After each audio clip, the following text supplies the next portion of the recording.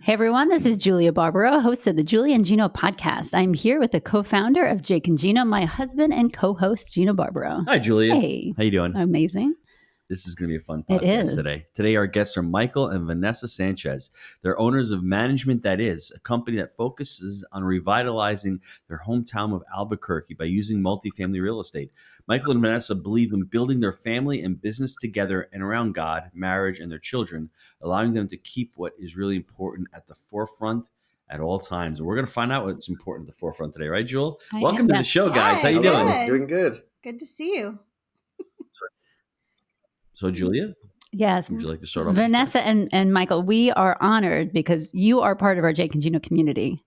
And I'd just like to ask, let us know how you got involved with it, because I know you're into multifamily, but there's so much more to the Jake and Gino community that maybe people don't know. But give us the background behind there. Yeah. When it started, I went and I was sold immediately by the multifamily education that was coming out. We went out to Nebraska on an event that we weren't even supposed to be at. I should say, by myself. I was following the bus around for a money mixer and got to meet everybody, and I was sold from that weekend. And when I came home and told Vanessa, she's always supported me a lot, and she's like, okay, let me research it. We met with Dylan, and he said, look at the multifamily zone, which is what this show used to be called, right? Like, look this up and see if this fits your values. Whenever we got on that and showed that it was not just multifamily education and it was also family, we were sold. I mean, it was the easy yes for us, and time to go to the next step for our company. I binge watched, by the way. It was like, oh my gosh, I couldn't stop. I loved it so much. And I was like, Julia's amazing. Say that again. I didn't hear what you said. She was actually the reason why, because the wives always make the final decision. And so after I saw Julia and just your family and just the hearts that you guys have for this community, I knew it wasn't just about business and multifamily. I knew it was about what is important to us, and it was God and our family, and always making sure that that's our why and that's at the forefront of our mind. So, can I share a quick story with you about very similar to what Michael had done? It was October of 2016, and I said to my wife, I'm going to Starbucks to meet this guy. And she's like, you're going to meet a total stranger? What's the matter with you?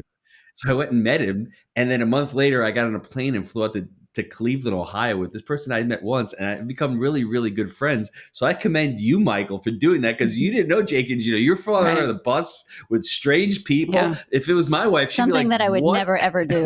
She'd be like, what are you doing out there meeting these people? You don't even know these people. And sometimes God puts these things into your mind. I don't know. John Levine, big shout out. I just connected with him. It was White Plains. I sat down on a bench. I met him through Bigger Pockets, and I'm in Starbucks on Main Street there, and he sits down and we create this great relationship. He becomes part of the community. I go out to Cleveland. I have a great experience. I never would have done that earlier on. So I commend you for taking a risk. And sometimes we need to take a risk. And when we find the right fit, we need to take action. And that's what you did. And I think that's what I did years ago, even though my wife still thinks I'm a little crazy for doing that. Yeah, that's why I love you. You know what I mean? Because you do things that I wouldn't do. The cool thing is, once you take the action, those chance meetings that change your life are not a singular event. They happen all the time now. Like, that's who we met you guys at the first one in Nebraska, and then we went to all the events after, and the people we've been meeting, and now even outside of Jake and Gino, just because we believe in networking and taking risks so much now, we meet great people all the time that change our business change our life, change our business. Once a week, it seems so like. Let's take a step back and just share with the listener, how did you guys get into real estate and the entire partnership you have? Because when you joined Jake and Gino, you guys were already in the single family homes. You're fixing and flipping them, and you're like, this single family thing is pretty good, but it's a lot of work. I want to create some kind of wealth. So can you share that with us? Yeah, I think the biggest thing was that the single family fix and flips was giving us like this cash in, but also large amounts of cash out. And we could not seem to, year over year, our net worth wasn't growing. And, it was like it should be. We're making these huge hits on these houses. We're knocking these things out of the park, but nothing was growing. And it was kind of like, is this the future? And that's where multifamily jumped in, and we shifted at that point. I mean, well, you don't know what you don't know. I think at that point, we didn't know that we had other options. We thought, we have to invest everything we have. It has to be all of our money, all of our capital. And so I mean, I feel like it was just the cycle of, oh, we had a lot of money once we sold a house because we didn't hold on to them. And then all of a sudden we were putting all of that back into the next project. And I think finally we just looked at each other and we just said, this isn't what we want to do for forever. Like, what are the other options? And we knew multifamily was going to be the end goal. We just didn't know it was going to happen so quickly. And Michael and I are very much into education and building ourselves and building our family. And we started looking into programs. And that's when we came across the best program that we've ever heard of. But let me ask you, what's the dynamic? What's the working relationship? Because you guys work really well together. I mean, who does what, and how does that look like in your household? So in our company, we go all the way from acquisition. We do in-house, right? Like we're the ones finding the deals. We're the ones taking them down. Then we typically do adaptive reuse, which is taking abandoned buildings, turning them to multifamily. So we do the design, the construction, all the way through lease up, property management. So right now we've pretty much decided that we design. I'm acquisition and then construction. She's a big part of the design whenever it comes to that. And now we've kind of had to lever back to where I take it through construction. Once I get to the property management point of construction, which would be the finishing touches, everything that looks nice at the end, she takes over quality control, and then she takes it all the way through leasing out. But on the construction, I mean, that's a very broad. We're both involved in every part of it, but I would say we're starting to define our roles a lot more and a lot better, and it helps. I think that we have actually in the past probably year kind of figured out where we both belong, but before that we were like stepping on each other's toes.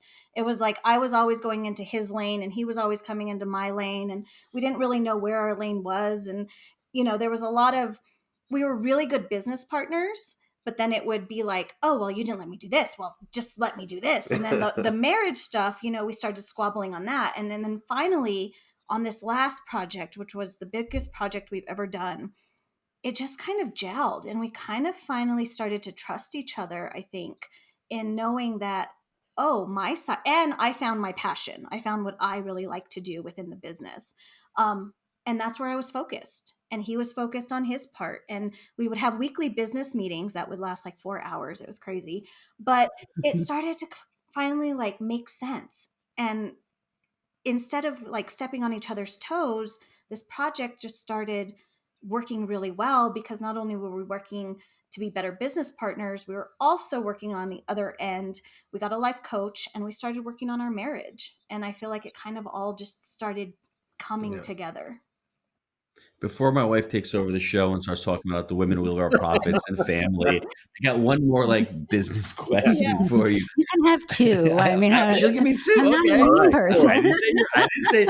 From what I heard you're awesome. I heard you're excellent. So what do I know here? But you're struggling through this. It's easy to say things gel, but where was that moment that you said, "Oh wow, I have to let my ego go. I have to trust Michael," and Michael says, "I have to trust Vanessa"?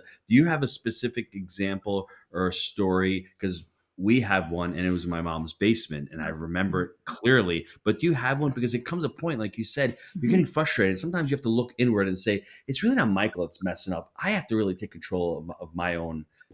Stuff, that is a great personal question. That is not a business question. It is business. I love it. It is business because you're sort of working. That's such a common question amongst, and I know Vanessa and Michael get this, is how do you work together because it can be frustrating. And it's like kind of like, so talk about it, the two of you. Oh, I thought that was my question. It was. She's giving me one question back. So I'm going to I give it back to you. I remember the exact moment, actually. We were in Phoenix at a boot camp, and we were in the convention center listening to somebody speak, and we kind of just both looked at each other, and he was like, "Do we need to go outside?" And I was like, "We need to go outside." And we stepped out and we went and we sat down in the lobby, and we just started having intense conversations that we've never actually had. And it was like, so what is your passion? Like, what do you want to do? Where is your focus? And I think at that moment, like just kind of hearing the speakers talk, you and Julia had gotten up and talked about growth mindset and just your experiences like growing as a couple. And I think that was like the defining moment for us, that we just had this really in-depth conversation where like neither one of us was getting defensive. Neither one of us was like throwing blame or, feeling guilt or shame. It was just very raw and open. And we walked away from that boot camp going, oh my gosh, like we have such a different vision for where our life is heading. And that's what I feel. And I have a different same. I love that conversation. It was amazing. I think a lot of what sparked it was before in the business. Vanessa came from teaching, and then I was from the business world for a long time. And so whenever she came into the business world, it was just me telling her, this is how business works. This is what we're doing. This is what we need to be focusing on. This is what you should be learning. That does not go well. I don't know if for everybody that's married out there, you can't be the one that educates your wife, and you can't be the one that directs your wife, right? So then whenever we got a separate educational mentorship platform that she was able to watch on her own time, pick her own videos, her own areas of specialty, she would come back to me and tell me something that I told her like 5 years ago. But it doesn't matter, right? I started being able to it doesn't matter. It doesn't matter if I'm not the one coaching, because I love to coach. I love to teach. It's one of my passions. And my wife will not let me be the one that teaches her. That's very frustrating. But once you let that go, and she's learning at such a high level, she's so intelligent, so smart, moves at such a quick pace. She picked up Jake and Gino, and she was able to light speed her education and become a very valuable part of the business. And once that happened, now she's running her own divisions of the business, her own parts of the business, and it's completely separate. And now that she has the more of the growth mindset and more of the education behind her, now she's making decisions, and it's so apparent that now it's more of a, we're working together at the same level instead of me trying to tell her how the business is going to work. Now she's helping develop the business from its core value standpoint. She has input in all of that.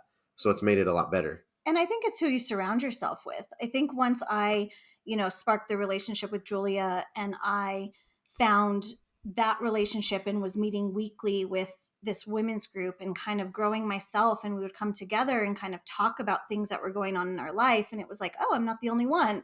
And oh, well, maybe I need to step back a little bit and analyze where I'm coming from too. It's not just all my husband's fault that, things we can't talk, or why is he always teaching me? It's oh, maybe I do need to listen, and maybe I do need to take a moment, because I would say something that you said, that Gino said, and he would be like, I just said that 2 days ago, but you want to listen to Gino? And I'm like, it's Gino Barbaro. Hello. And then in the next sentence, it was but also Julia said I need to be nicer to you.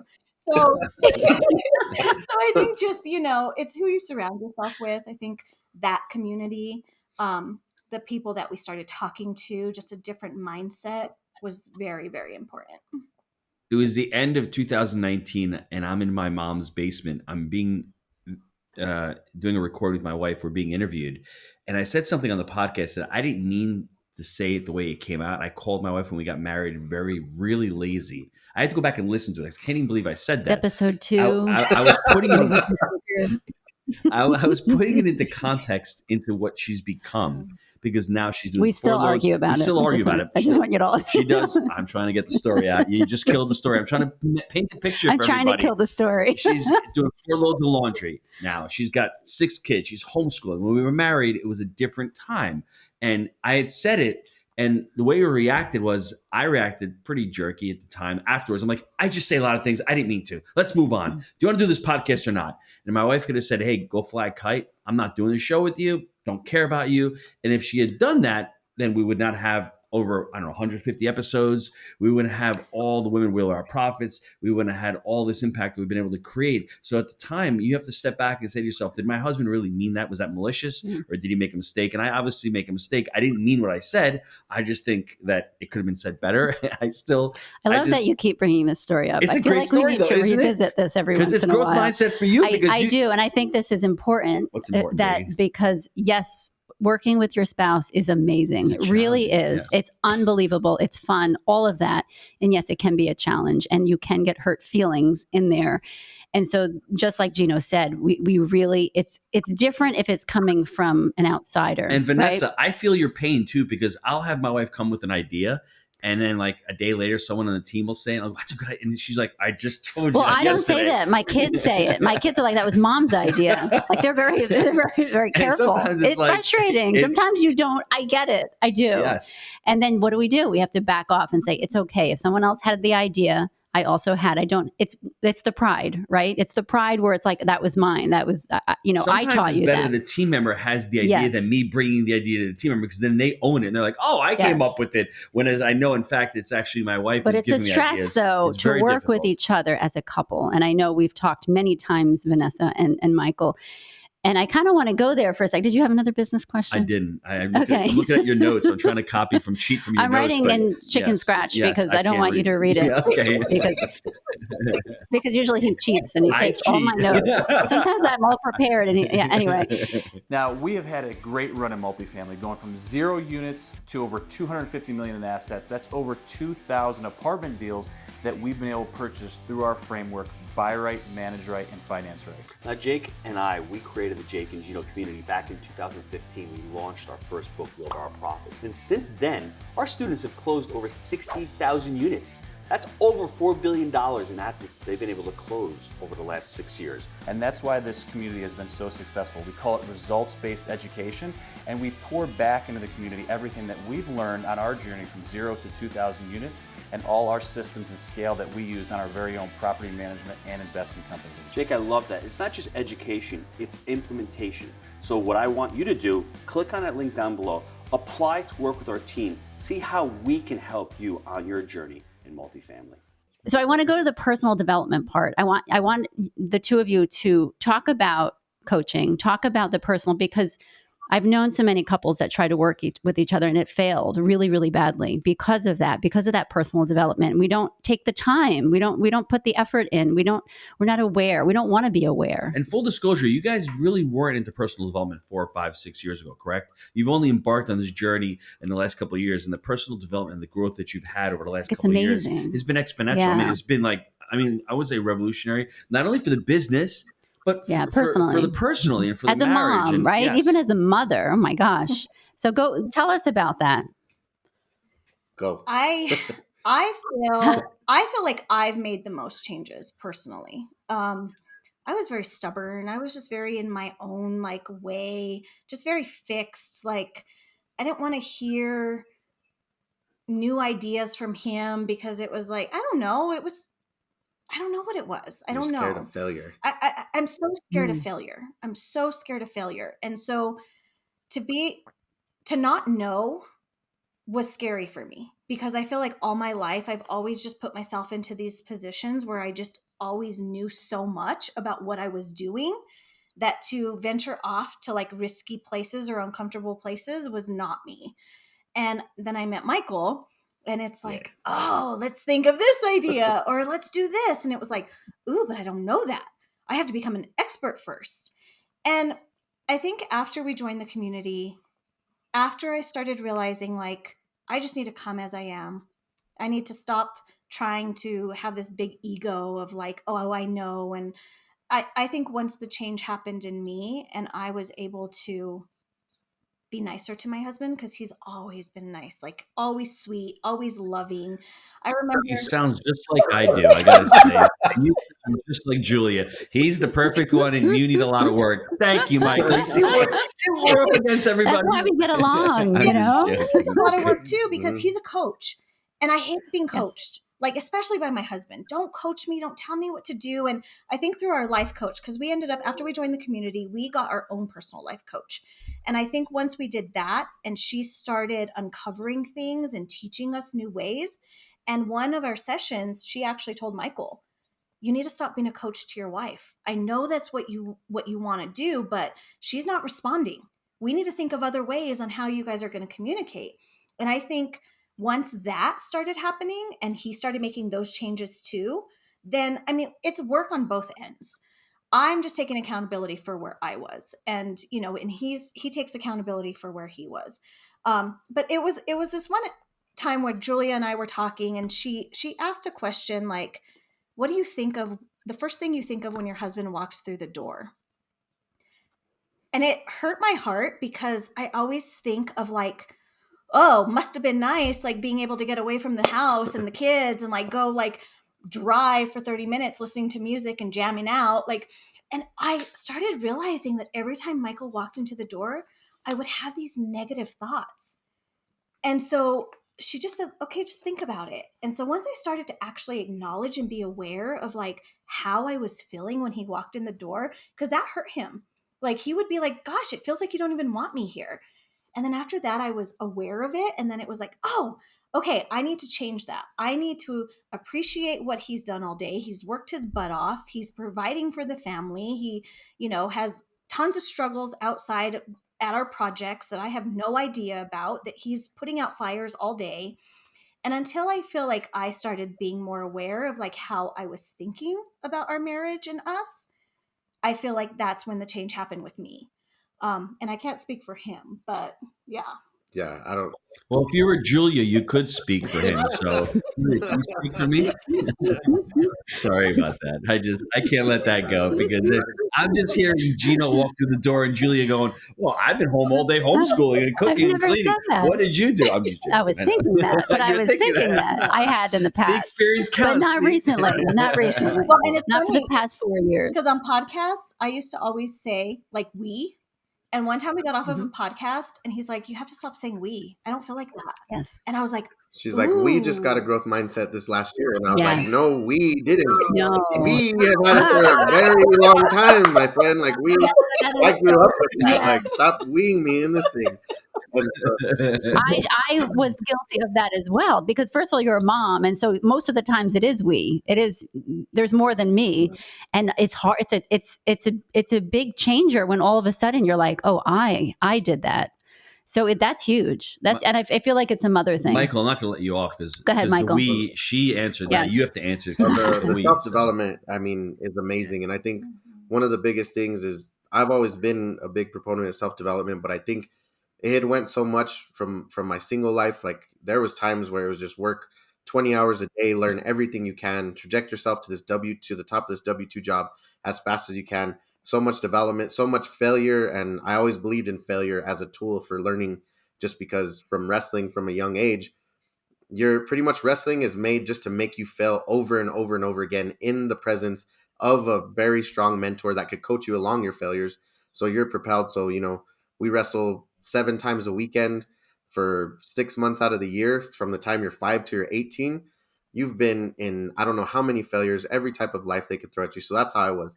However, I don't think I've ever been coached on women, on marriage, on anything like that, So I think I'm this big growth mindset and self-development. But I think there were so many times that it was just like, no, she should understand me. Like, I'm already up here. We're doing this business stuff. And I prided myself as a coach, and I prided myself as growth mindset and self-development. And then come to realize, I don't think I was applying any of those to the marriage, right? Like I would be like growth mindset in work and business, but then not applying it to being a husband. And then so whenever it started just kind of working on that and working on scripture and Bible study to help me with that, because it seemed like a good way to focus in on that area of our life.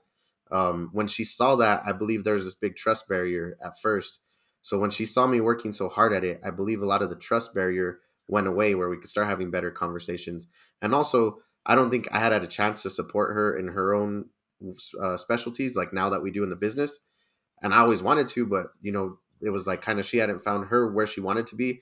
And now she see me support her in where she wants to grow. And like all of that self-development together, but also at the same time has been great, because at the same time I'm doing the stuff, she's doing it. And it's just like, Michael, what you were doing though is you weren't really coaching. You were more consulting, believe it or not. A coach is someone who's asking questions. A consultant is like, this is what we need to do. Like you come and you learn how to buy a multifamily. That's really consulting. Coaching is like, hey, what's on your mind? Yeah. What else are you thinking about? How can I help you? They're asking empowering questions. And I think people really need to understand the distinction, because a lot of us think we're coaching our employees, but you're not really coaching. You're sort of like directing them, which is nothing wrong, because at certain points you need to be telling what people to do. But life coaching is a completely different thing. We all have the answers within us. A good coach will pull those answers out, because we don't have the space to really be free, and we're not asked these really good questions. If you ask a really good question, you're able to pull out that answer. You're going to get a good answer, and the better question that you ask, the better answer. So I think your coaching was more like Consulting. Here's what you need not to even do. consulting, but he more Yeah. dictatorial, more like, Yeah. hey, we need to do this. And she didn't want to be told. And Right. obviously, when you go back in her past, when you think about it, Yeah. maybe something happened when she was younger and people were telling her what to do, and she wanted Absolutely. to buck the trend. It's like, I don't want to be told what to do. I want to have my own autonomy. And I think that's what we all want. We all have our own autonomy. And if you can work on that as a relationship, you're still a couple, but we still want to have some part of our I think autonomy. too, it's hard if you're not aware of how you talk, if you're not aware of how you communicate with each other, with our spouse, with our kids, whoever it is, even your employees. A lot of times, like my husband, like not in a negative way, he was always a boss. He worked at a restaurant. He was a boss, and he would have to tell people what to do. And it did come over into our marriage. Here's what you have to do. And I'm like, hold on a second, but he never was even aware of how he would say solutions it. oriented. It's strange. You want to create solutions. I was watching a movie the other day, and this is old, back in the 1400s. I like watching a medieval, and whenever you see a king walk into the room, it's just amazing how everyone gets out of the way and how everyone bows, and he has a certain way when he talks to people, right? And it's sort of the same way when you're a boss. You just, I don't want to say command respect, but you have to make decisions, and you have to make quick decisions, and you can't waste time. And sometimes that's not the proper way to communicate, especially with your wife, Julia. That's right. And Vanessa. I did that all the time, where it was just like, make decision. And then you're not supporting my decision. Like everybody else at work is behind me. We're rolling. We're doing this. We're doing this huge project, and everybody's falling in, and there's 300 people listening to me, and it's the only way it works. Right. And then you get home and throw one of those, and she's like, well, I don't think that's the right way to do it, or why, or what. And you're just like, what? And so it makes sense. And the consulting thing was a great point. The consulting versus coaching, I'd never heard that. Light bulb. Boom. Like, yeah, that was great. And it's interesting because I feel like what Julia does so well too with the life coaching is I already know the answers in my head, right? She just brings them out of me. And so going back to the whole personal development, Michael has consulted a lot with me. And it's like, oh, this is what we're going to do. But I feel like with our life coach, she kind of put things into different categories, like roommate, business partners, marriage. And I feel like that has really helped us because he knows that on business, okay, yeah, we can sit down and he can say, okay, this stuff needs to get done. But when it comes to our marriage, okay, it's a different category. We can't do that there. It's more of the sitting down and having conversations and talking about it. But going back to the life coach, if he were to ask the questions and get things out, I think that it would have been a lot different. And I feel like that's what Julia does. Because like you guys said, on working together, the business realm, we do have to be able to talk differently than married couple. And things won't progress in the business. And it's completely different, and it's hard to be able to be like that because sometimes you're in gladiator mode trying to take down an acquisition or in the middle of a huge project. And if there's not that intensity or anything that you need from your business partner, you have to step in and you have to go over that. But then the beautiful thing about those boundaries of the different ones, my favorite thing is that they're not allowed to transfer. If I piss her off in the business realm, it doesn't affect how much she loves me as her husband, which we had to be taught that. Yeah. Because or else it did used to transfer. Everything used to transfer. If I was a bad roommate, she was mad at me as a husband. Or if we disagreed on something as parents being raising our kids, that would also transfer. Now we've learned that those things don't necessarily transfer. When we disagree as a business relationship, that doesn't mean that our marriage is weakened, not even one bit. Now I know that she loves me no matter what as her husband.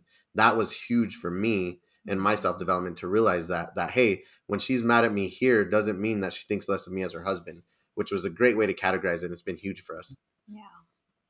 Yeah, that's absolutely beautiful because a lot of times we do carry it to the next category. Vanessa, I love how you said the categories because I think that's a lot of where we get caught up in is if we're mad at each other at home, we go work together and we're still angry, we still bring that, and then it's a really bad day. So that's personal development. We have to be aware of what's wrong and we have to communicate it in the language that our spouse knows, by the way. That's huge because we forget that. And Michael and Gino, this is one thing you will never truly understand women because you're men. And I think that's the beauty of men and women. We're so different.